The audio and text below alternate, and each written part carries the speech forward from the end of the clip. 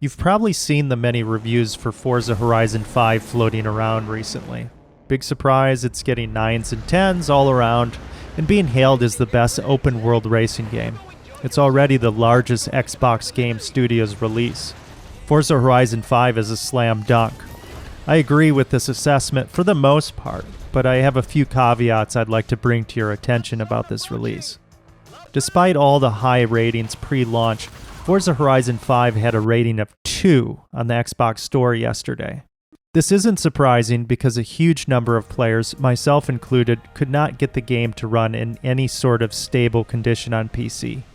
Ultimately, running the game in admin mode worked for me, but seriously? This is a major release for both consoles and PC, and these stability issues were clearly not isolated to edge cases. I'm running a 3070 and could benchmark the game at a solid frame rate. Annoyingly, the game would crash before I could get through the super long opening racing sequence, forcing me to start it over again.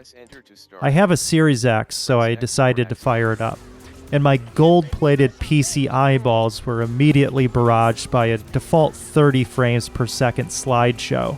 For some reason, Playground decided to default the game on quality mode on Xbox, which apparently provides more visual fidelity than performance mode, which runs at 60 frames per second.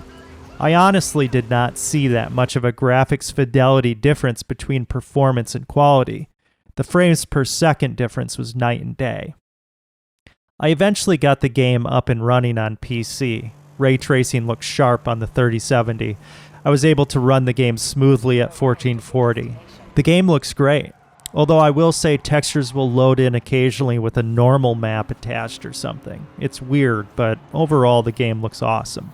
Racing through the jungles or streets of small towns in Mexico is a treat. The driving in Forza Horizon 5 is identical to Forza Horizon 4. All the modes are there, along with an added item collection mode, which is fun enough. There's seriously nothing new here, although there are some slight adjustments that add a bit of polish.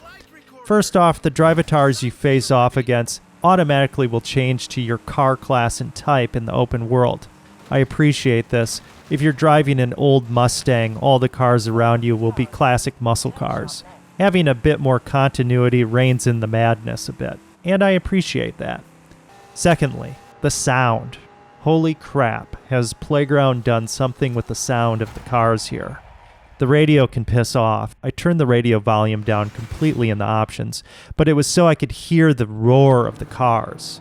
Do yourself a favor and go into the cockpit of the cars to listen to the amazing sound work that is in this game. It's truly impressive. What isn't impressive is the wheel support.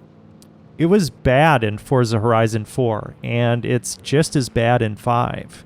You can use a wheel, but the default settings make driving off-road nearly impossible. I don't know how the hell they came up with the wheel settings for this game. There is no way a human being sat down and played this game before launch and said it felt good with a steering wheel. It's that bad.